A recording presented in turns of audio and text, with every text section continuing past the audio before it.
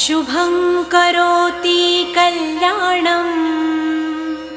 आरोग्यं धनसम्पदा शत्रुबुद्धिविनाशाय दीपज्योति नमोऽस्तुते। दिव्यादिव्यारे दीपत्कार कानी कुण्डलमोतिहार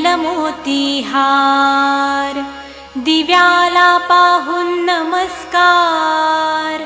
तिळाचे तेल कापसाची वात दिवा तेवे देवा पाशी